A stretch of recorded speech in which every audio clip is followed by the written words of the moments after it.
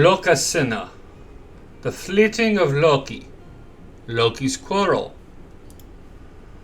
The Lokasenna is found only in the Regius, where it follows the Hemiskvitha.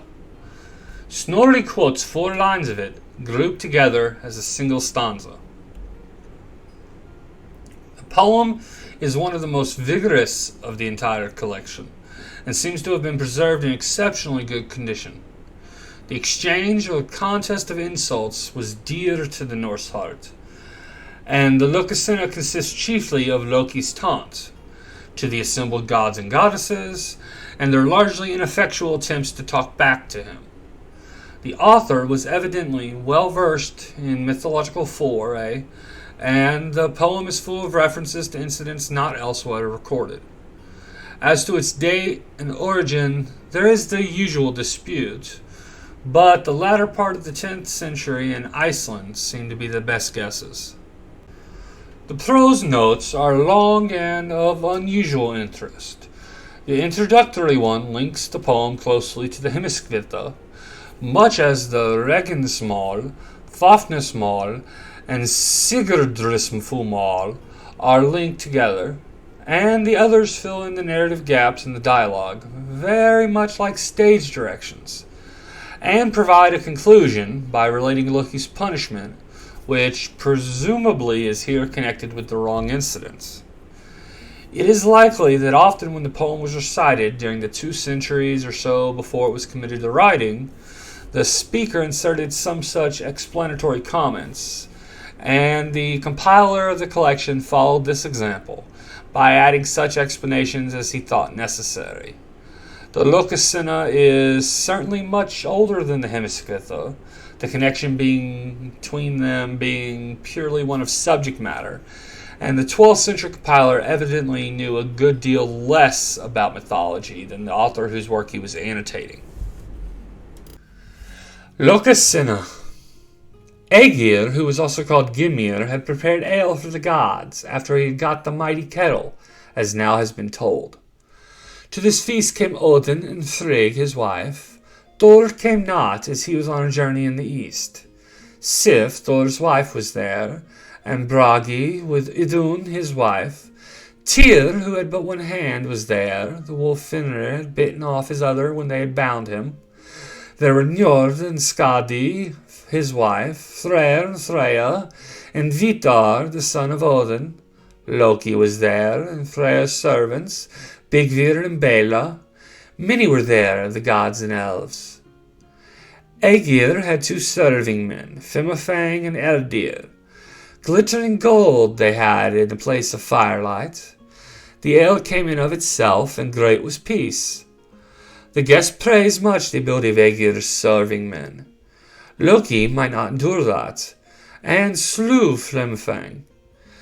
Then the gods shook their shields and howled at Loki, and drove him away to the forest, and thereafter set to drinking again. Loki turned back, and outside he met Eldir. Loki spoke to him. "Speak now, Eldir, for not 1 step farther shalt thou fare. What ale talk here do they have within, the sons of the glorious gods?" Eldir spake. "Of their weapons they talk, and their might in war, the sons of the glorious gods. From the gods and the elves, who are gathered here, no friend in words shalt thou find." Loki spake. "In shall I go into Ægir's hall, for the feast I fain would see. Bale and hatred I bring to the gods, and their mead with venom I mix." Eldir spake. "If then thou goest to Ægir's hall, and fain the feast wouldest see, and with slander and spite wouldest sprinkle the gods, think well lest they wipe it on thee." Loki spake. "Bethink thee, Eldir, if thou and I shall strive with spiteful speech. Richer I grow in ready words, if thou speakest too much to me." Then Loki went into the hall, and when they who were there saw who had entered, they were all silent. Loki spake. "Thirsty I come into this thine hall. I loped from a long journey, to ask of the gods that one should give fair mead to drink for me. Why sit ye silent, swollen with pride? Ye gods, and no answer give. At your feast a place and a seat prepare me, or bid me forth to fare. Bragi spake, a place and a seat will the gods prepare, no more in their midst for thee. For the gods know well what men they wish to find at their mighty feasts. Loki spake, remember, Odin, in olden days, that we both our blood have mixed. Then didst thou promise no ale to pour, unless it were brought for us both. Odin spake, stand forth then, Vithar, and let the wolf's father find a seat at our feast, lest evil should Loki speak aloud here within Ægir's hall. Then Vithar arose and poured a drink for Loki. But before he drank, he spoke to the gods. Hail to you gods! Ye goddesses, hail! Hail to the holy throng! Save for the god who yonder sits, Bragi there on the bench. Bragi spake. A horse and a sword for my hoard will I give, and a ring gives Bragi to boot. That hatred thou makest not among the gods, so rouse not the great ones to wrath. Loki spake, in horses and rings thou shalt never be rich, Bragi, but both shalt thou lack. Of the gods and elves here together met, least brave in battle art thou, and shyest thou art of the shot. Bragi spake, now were I without, as I am within, and here in Ægir's hall, thine head would I bear, and mine hands away, and bear thee the price of thy lies. Loki spake, in thy seat art thou bold, not so are thy deeds, Bragi, adorner of benches. Go out and fight if angered thou feelest, no hero such forethought has. Idun spake, well prithee, Bragi, his kinship weigh, since chosen his wish son he was, and speak not to Loki such words of spite, here within Ægir's hall. Loki spake, be silent, Idun, thou art, I say, of women most lustful in love, since thou thy washed bright arms didst wind about thy brother's slayer. Idun spake, to Loki I speak not with spiteful words, here within Ægir's hall. And Bragi I calm, who is hot with beer, for I wish not the fierce they should fight. Gefjun spake, why ye gods twain with bitter tongues raise hate among us here? Loki is famed for his mockery foul, and the dwellers in heaven he hates. Loki spake, be silent, Gefjun, for now shall I say who led thee to evil life. The boy so fair gave a necklace bright, and about him thy leg was laid. Odin spake, mad art thou, Loki, and little of wit, the wrath of Gefjun to rouse, for the faith that is set for all she sees, even as I methinks. Loki spake, be silent, Odin, not justly thou saidst the fate of the fight among men.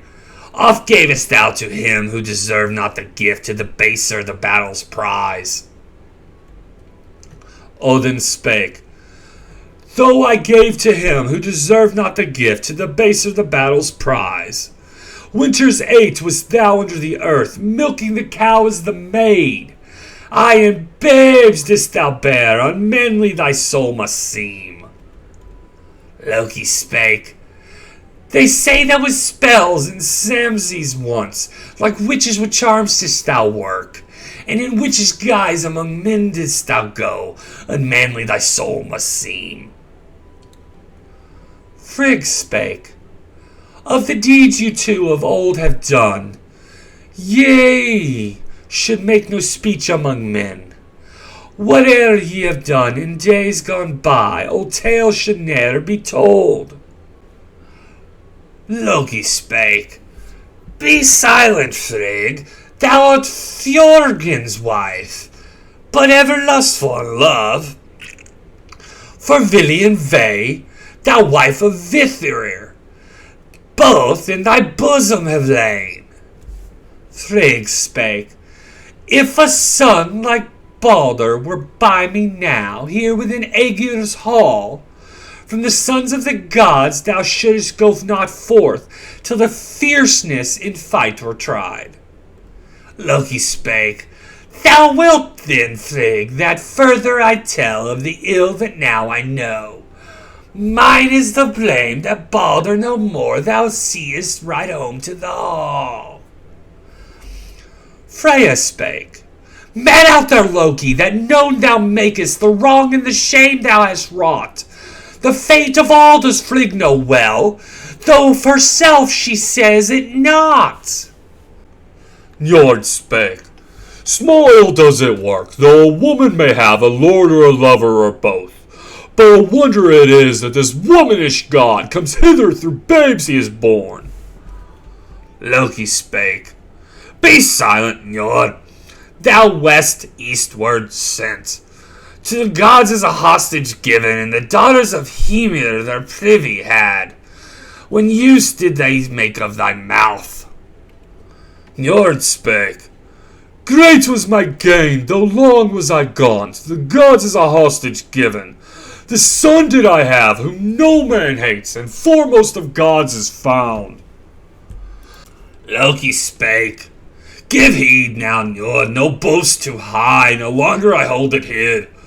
With thy sister hast thou so fair a son, thus hast thou no worse a hope. Tyr spake, of the gods brave is Freyr the best, here in the home of the gods. He harms not maids nor the wives of men, and the bound from their fetters he frees.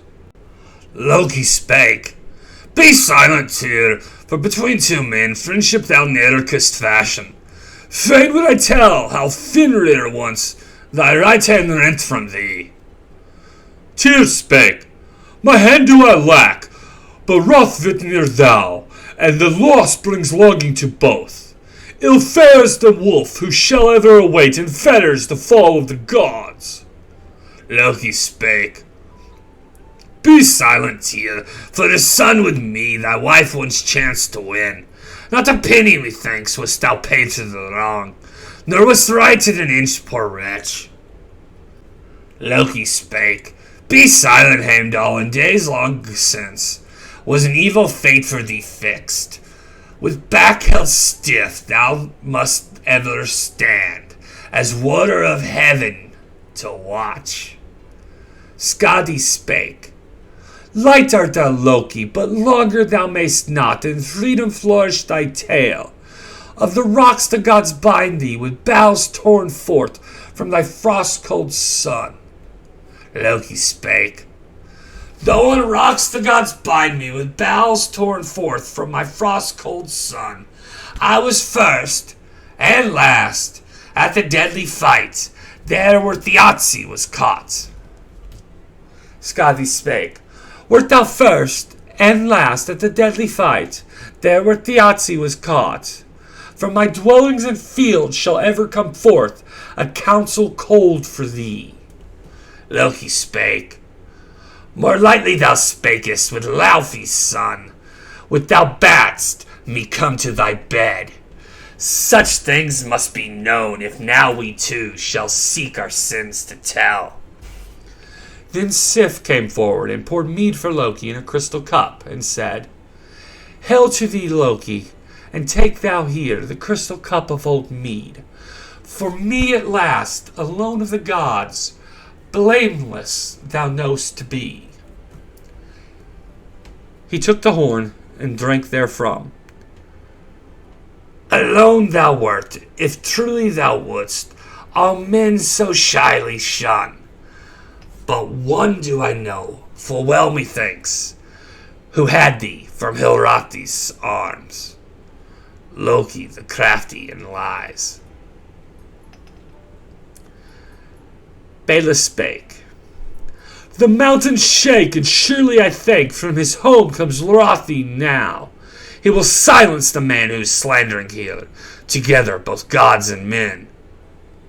Loki spake, Be silent, Bela, Thou art Bigvir's wife, and deep art thou steeped in sin. A greater shame to the gods came near. Befouled thou art with thy filth. Then came Thor forth and spake. Unmanly one, Sea-sword, the mighty hammer Mjolnir, shall close thy mouth. Thy shoulder cliff shall I cleave from thy neck, and so shall thy life be lost. Loki spake. Lo, in has come the son of earth. Why threaten so loudly, Thor? Less fierce thou shalt go to fight with the wolf when he swallows Sigfather up. Thor spake. Unmanly one, Caesar, the mighty hammer Mjolnir shall close thy mouth.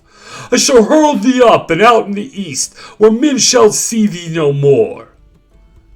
Loki spake. That thou hast fared on the east road forth, to men shouldst thou say no more. In the thumb of a glove didst thou hide, thou great one, and there forgot thou wast Thor. Thor spake. Unmanly one, cease, with a mighty hammer Mjolnir shall close thy mouth. My right hand shall smite thee with Hrungnir's slayer, till all thy bones are broken. Loki spake. A long time still do I think to live.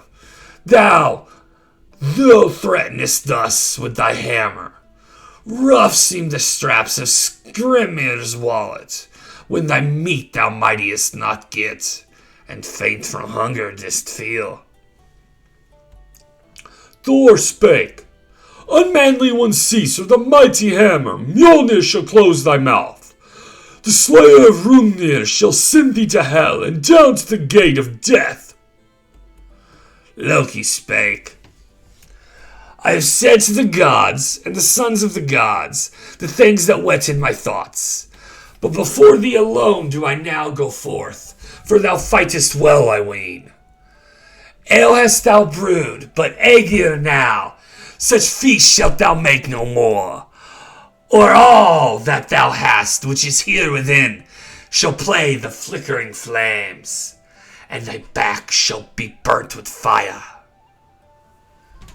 And after that, Loki hid himself in Thranning's waterfall in the disguise of a salmon. And there the gods took him. He was bound with the boughs of his son Vali, but his son Narfi was changed to a wolf. Skadi took a poisoned snake and fastened it up over Loki's face, and the poison dropped thereon. Sigyn, Loki's wife, sat there and held a shell under the poison. But when the shell was full, she bore away the poison, and meanwhile the poison dropped on Loki. Then he struggled so hard that the whole earth shook therewith, and now that is called an earthquake.